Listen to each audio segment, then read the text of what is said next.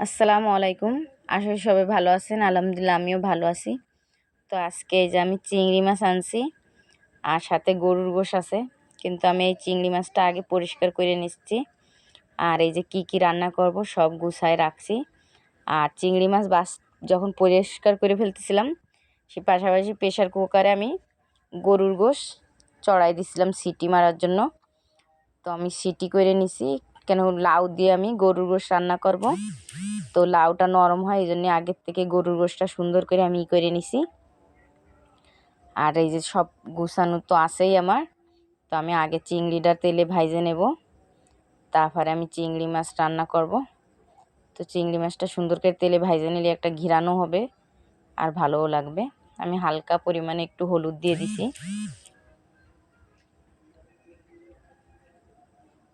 তো ভালো করে এটা ভাজা করে নিব।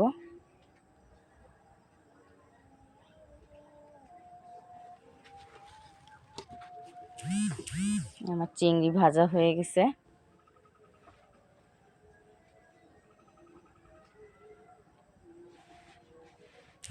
চিংড়ি ভাজা হয়ে যাওয়ার পর নামাই নেব।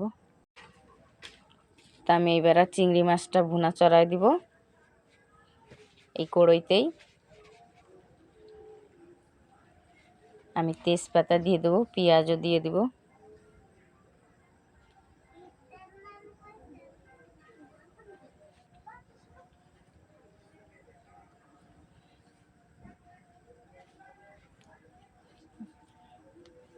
ভালো করে তেজপাতাটা আর পেঁয়াজটা একটু হালকা কালার করে ভাজে নেব, আমি বেশি ভাজা দেব না।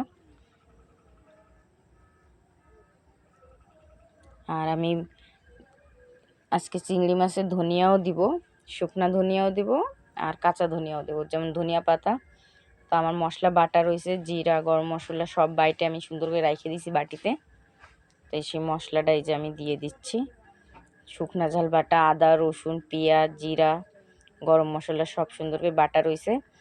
আর সেই সাথে রয়েছে আমার নারকেলের দুধ। তো আমি নারকেল দুধ দিয়ে আজকে চিংড়ি মাছ ভুনা করব।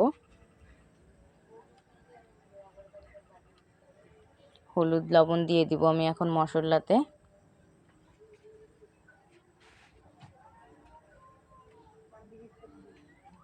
আমি মশলাটা ভালো করে কষে নিব।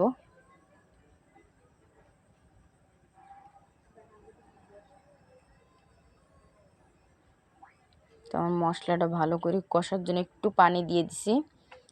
তো মশলাটা ভালো করে কষা হয়ে যাওয়ার পরে আমি এতে চিংড়ি মাছ দিব। আর নারকেলের দুধও তখনই দেব, এখন দেব না আমি। যখন চিংড়িটা দিয়ে কষানো হয়ে যাবে, যে ঝোলের পানি দেওয়া লাগে সেই পানির জায়গায় আমি ওই নারকেল দুধ দিয়ে দিব। আমি চিংড়ি দিয়ে দিছি, ভালো করে নাড়াচাড়া করে কষে নেব, তারপরে যাই আমি নারকেলের দুধ দিয়ে দিব।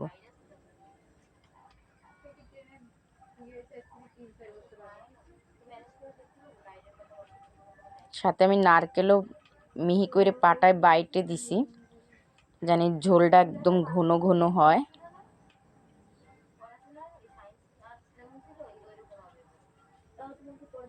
আমার কষা হয়ে গেছে।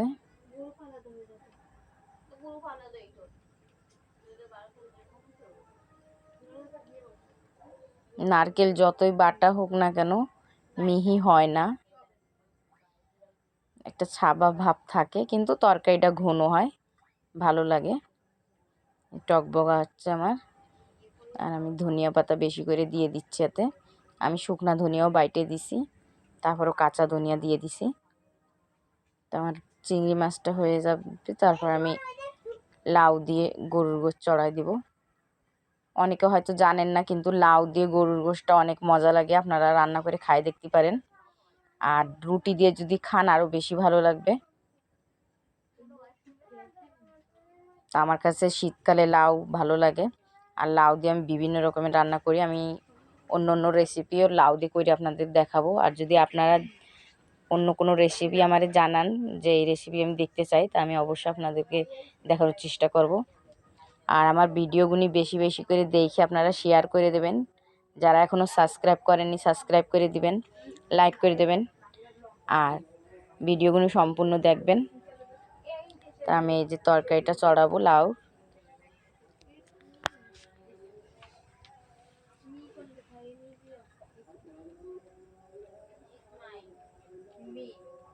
তেলটা গরম হয়ে গেছে। এই যে শুকনা ঝাল, কাঁচা ঝাল, আমি কাঁচা ঝাল পাটায় বাইটে নিছি তেলে টাইলে, পাশাপাশি গরম মশলা সব, আর হালকা পরিমাণে আমি শুকনা লঙ্কা দিছি। তো কাঁচা ঝালটা দিয়ে যদি তরকারি রান্না করেন তা আপনারা সুন্দর করে ঝালটা তেলে টাইলে বাইটে নেবেন। তাতে হবে কি ঘিরানটাও সুন্দর হবে আর কালারটাও ভালো দেখতে হয়।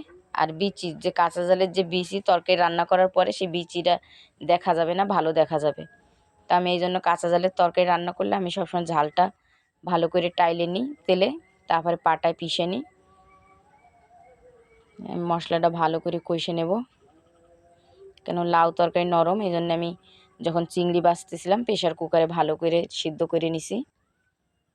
তারপর আগে গোশটা দিয়ে তারপরে যাই আমি লাউ দিব।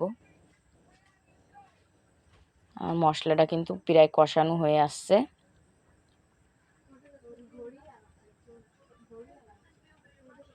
এই যে আমি দিয়ে দেব,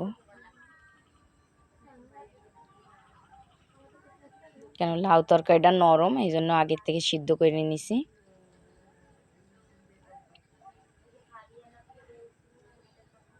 কেন গরুর গোশ এমনি শক্ত হয়, নয় একসাথে দিলে হবে কি আমার লাউ খুঁজে পাবো না, আমি গলে যাবে। এই যে আমি কষানো হয়ে যাচ্ছে, আমি এতে লাউ দিয়ে দিব।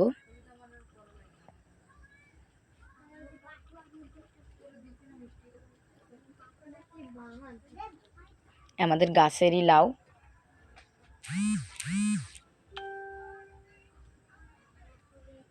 ভালো করে এবার কষে নেব আমি।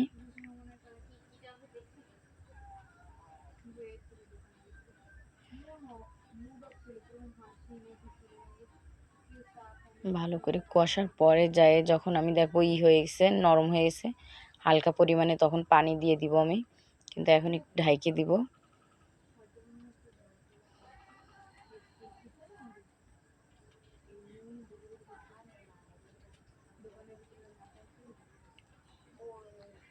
আমার মিশন কষানো করে আমি এই যে করে দিছি, এবারে ভালো করে কষে নিব।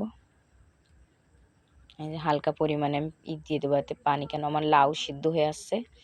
আর অল্প মাত্রায় পানি দেব, কেন বেশিক্ষণ লাগবে না সিদ্ধ হইতে, কেন আর লাউ বেশি আর দিকে সিদ্ধ হয়ে গেছে।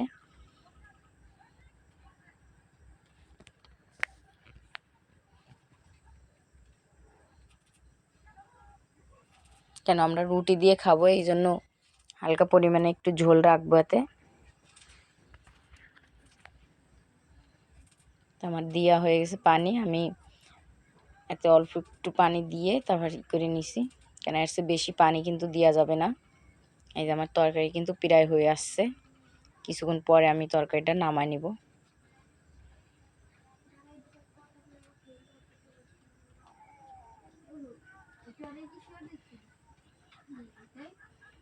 আমার তরকারি কিন্তু হয়ে আসছে, আমি তরকারিটা নামাই নিব, নামাই আপনাদেরকে দেখাবো।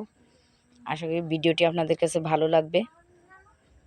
আর আপনারা যদি রান্না করতে চান এইভাবে রান্না করে খায় দেখবেন, ভালো লাগে, হাসাহাসির কিছুই নেই এতে।